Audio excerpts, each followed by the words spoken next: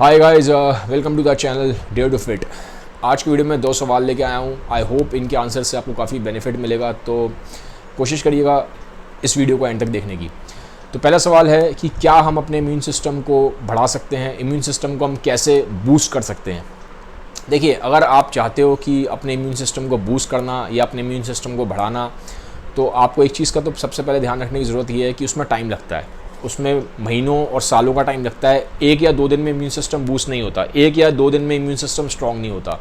तो जैसे कि कोरोना वायरस का टाइम है, तो लोग बहुत ज़्यादा इस टाइम पे अब कॉशियस हो रहे हैं कि उनका इम्यून सिस्टम स्ट्रॉन्ग हो। तो जो एक अच्छी चीज़ है कि हम सब चाहते हैं कि हमारा इम्यून सिस्टम स्ट्रॉन्ग हो, बट उसको स्ट्रॉन्ग करने के लिए आपको फंडामेंटल्स को इम्प्रूव करना पड़ेगा। तो फंडामेंटल्स को कैसे इम्प्रूव कर सकते हो, अगर आप चाहते हो कि लॉन्ग टर्म में आपका इम्यून सिस्टम स्ट्रॉन्ग हो जाए, तो पहली चीज़ है आपकी डाइट। आपको एक वेल बैलेंस्ड न्यूट्रिशियस डाइट लेनी है। वेल बैलेंस्ड न्यूट्रिशियस डाइट क्या होती है? जिस डाइट में हमारे होल ग्रेन्स भी होते हैं। होल ग्रेन्स क्या होते हैं? जिसमें आपका रोटी है, आपका चावल है, आपका ज्वार है, बाजरा है, रागी है, ओट्स है, ये सारे आते हैं होल ग्रेन्स में। तो होल ग्रेन्स होने चाहिए, फ्रूट्स होने चाहिए, वेजिटेबल्स होनी चाहिए, दालें होनी चाहिए, लो फैट डेयरी प्रोडक्ट्स होने चाहिए, ठीक है, गुड फैट्स होने चाहिए, नट्स होने चाहिए, सीड्स होने चाहिए। अगर आप नॉनवेज खाते हो तो नॉनवेज भी होना चाहिए, ठीक है, लीन पोर्शन ऑफ नॉनवेज खा सकते हो आप, एग्स खा सकते हो अगर आप एगिटेरियन हो। तो ये जब आप एक वेल बैलेंस्ड न्यूट्रिशियस डाइट करते हो, कोई फैट डाइट फॉलो करने की ज़रूरत नहीं है। तो अगर आप एक वेल बैलेंस्ड न्यूट्रिशियस डाइट करोगे तो डेफिनेटली लॉन्ग टर्म में आपका इम्यून सिस्टम स्ट्रॉन्ग होगा। तो पहली चीज़ डाइट है इम्यून सिस्टम के लिए। सेकंड चीज़ है मॉडरेशन एक्सरसाइज का, ठीक है। एक्सरसाइज आपको करनी है, बहुत ज़्यादा नहीं करनी है कि 2-2 घंटे आप भाग ही रहे हो, ठीक है, वो नहीं करना। अगर आप ऐसा करोगे तो इम्यून सिस्टम ड्रॉप होगा। ज़्यादा एक्सरसाइज करने से इम्यून सिस्टम वीक होता है, ये बात ध्यान रखिए। तो आपको एक्सरसाइज करनी है आधे घंटे से लेके 1 घंटे के आसपास, ठीक है। 30 to 60 मिनट्स की अगर आप एक्सरसाइज कर रहे हो, that's fine enough. Important cheese exercise में होती है कंसिस्टेंसी, कि आप रेगुलर रहें। ये इंपॉर्टेंट नहीं है, कई लोग मैंने देखा एक दिन में 2-2, 3-3 घंटे एक्सरसाइज करते हैं, फिर हफ्ता एक्सरसाइज ही नहीं करते। तो ये चीज़ बेवकूफ़ी है। उससे बेटर आप 20 मिनट एक्सरसाइज करो, लेकिन आप रेगुलर रहो। हफ्ते में आप 5 दिन करो, वो ज़्यादा बेटर है। 20 मिनट रोज करो, वो ज़्यादा बेटर है कि आपने एक ही दिन 3 घंटा कर लिया, बाकी पूरे हफ्ते आप गायब हो। तो ये चीज़ मत करिए, कंसिस्टेंट रहिए, मॉडरेशन में करिए एक्सरसाइज। 30 मिनट से लेके 60 मिनट तक आपका immune system with time definitely strong होगा।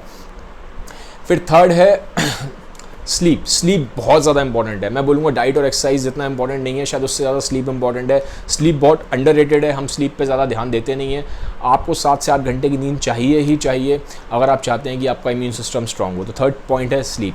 फाइनली, आप किसी एक्सपर्ट के ओपिनियन से, किसी एक्सपर्ट की हेल्प से, डॉक्टर या जो भी आपको एक्सपर्ट लगता है उनकी हेल्प से आप लगता है आप अपनी डाइट को एक्सेस कराइए, अपनी डाइट को आप वो चेक करवाइए। अगर आपको लगता है कहीं डाइट में आपका कोई न्यूट्रिएंट या विटामिन कमी पड़ रही है, तो आप एक लो डोज का, ठीक है, मैं फिर ये वर्ड यूज़ कर रहा हूँ, लो डोज का मल्टीविटामिन आप स्टार्ट कर सकते हैं। बट बिना एक्सपर्ट की गाइडेंस के मत करिएगा, क्योंकि अगर डोसेज हाई हो गई तो टॉक्सिक हो सकती है डोसेज, और वहाँ पे फिर कॉम्प्लिकेशंस आ सकते हैं। तो एक्सपर्ट की गाइडेंस में एक बार अपनी आप डाइट को चेक करवाइए और देखिए अगर आपकी डाइट में कहीं कमी आ रही है तो फिर आप एक लो डोज मल्टीविटामिन ऐड कर सकते हो, जो आपको फिर लॉन्ग टर्म में बेनिफिट दे सकता है। तो ये था चौथा पॉइंट। तो 4 पॉइंट है इम्यूनिटी बूस्ट करने के लिए: डाइट, एक्सरसाइज, स्लीप, और अगर कहीं कोई विटामिन की डेफिशिएंसी आ रही है तो अगर आप उसको रेक्टिफाई करेंगे तो डेफिनेटली आपको बेनिफिट होगा। तो 4 पॉइंट्स है। फिर सेकंड सवाल है यहाँ पे कि कितना टाइम लगता है बॉडी को ट्रांसफॉर्म करने में।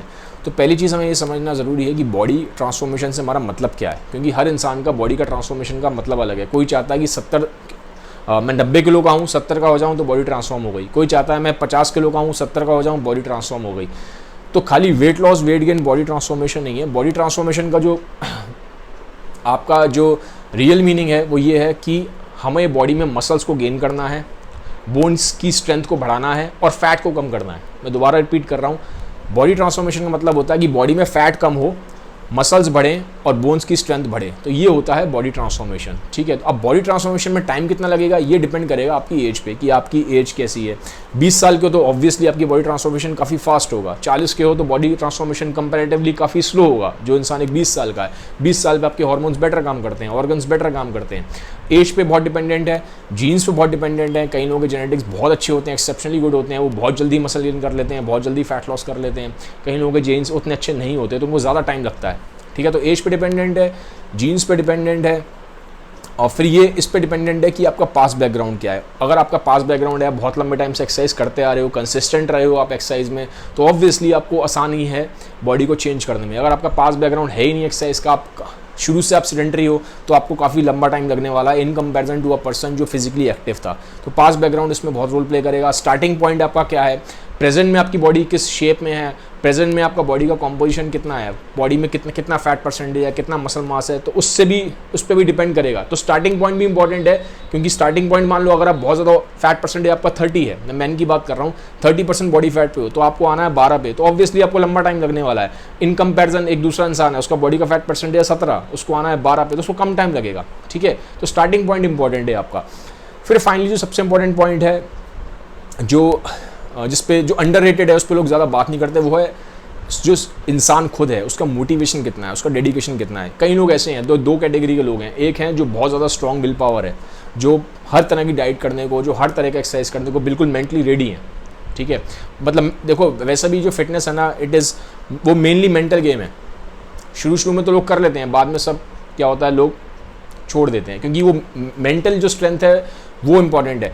तो अब दो तरह के लोग हैं। जैसे एक इंसान है वो हर तरह की डाइट कर सकता है, वो कितनी भी उसको एक्सरसाइज आप उसको टफ एक्सरसाइज दो, एक्सरसाइज भी करेगा, वो डाइट भी करेगा, और वो हर तरह का रेजिमेंट फॉलो करने के लिए मेंटली एकदम 100% ऑल द टाइम रेडी है। ठीक है, उसकी विल पावर हाई है, उसकी डेडिकेशन मोटिवेशन बहुत हाई है। ठीक है, वो जंक फूड पे कंट्रोल करने को तैयार है, वो तैयार है इस चीज़ पे कि वो महीने में 1 या 2 बार ही बाहर खाएगा, बाकी टाइम वो बहुत क्लीन ईटिंग करेगा। ठीक है, तो ऑब्वियसली ये इंसान के चांसेस ट्रांसफॉर्म होने के बहुत हाई हैं और जल्दी ट्रांसफॉर्म होगा। अब उसी साइड एक दूसरा इंसान है, वो कह रहा है मुझे हफ्ते में 4 दिन बाहर खाना है, मुझे जंक फूड भी खाना है, मुझे आइसक्रीम भी खानी है, मुझे बल्ला भी खाना है, मुझे पकौड़ियाँ भी खानी है। ठीक है, मुझे जलेबी भी खानी है, और मैं बहुत फूडी हूँ, मैं रह ही नहीं पाता जंक फूड खाए, मैं रह ही नहीं पाता उल्टा सीधा खाए बगैर, तो और वो एक्सरसाइज करने में भी इतना कंसिस्टेंट नहीं है। तो ऑब्वियसली ऐसे इंसान का ट्रांसफॉर्म होने में टाइम बहुत ज़्यादा लगने वाला है। ठीक है, और ज़्यादातर इन लोगों का food control, will power, dedication, ये चीज़ें भी उतनी हाई नहीं होती इन कंपैरिजन जो फर्स्ट एग्जांपल मैंने आपको दिया है। तो ऑब्वियसली तो अब यहाँ पे टाइप ऑफ पर्सन जो हैं उसके हिसाब से बहुत ज़्यादा टाइम लगने वाला है। पहला इंसान बहुत जल्दी ट्रांसफॉर्म होगा, सेकंड इंसान हो सकता है ट्रांसफॉर्म हो ही ना, भले ही उसके पास आप बेस्ट डाइट दे दो, उसको बेस्ट एक्सरसाइज दे दो, वो इंसान कभी ट्रांसफॉर्म हो ही ना, क्योंकि उसकी जो हैबिट्स हैं वो अच्छी नहीं है, जो उसका मोटिवेशन है, डिसिप्लिन है, वो चीज़ें बहुत डाउन है, विल पावर डाउन है, तो लॉन्ग टर्म हैबिट्स भी ठीक नहीं है, कंसिस्टेंट नहीं रहेगा, साफ साफ आपको दिखाई दे रहा है। तो ये बहुत डिपेंड करता है, आप दुनिया की बेस्ट डाइट फॉलो कर लें, आप दुनिया का बेस्ट वर्कआउट फॉलो कर लें, लेकिन अगर आपका विल पावर ठीक नहीं है, डेडिकेशन नहीं है, मोटिवेशन नहीं है, आपके अंदर एक जुनून नहीं है उस कॉज को फॉलो करने के लिए, तो लॉन्ग टर्म में आप सब छोड़ दोगे। और लॉन्ग टर्म में एक ही चीज़ मैटर करती है कि आप कितना फिट रहोगे, वो है consistency. Consistency is the main thing. ठीक है, तो गाइस ये था वीडियो, आई होप आपको इससे काफ़ी कुछ सीखने को मिला होगा। वीडियो अगर आपको अच्छा लगा इसको सबके साथ शेयर जरूर करें। Have a nice day, bye bye, take care.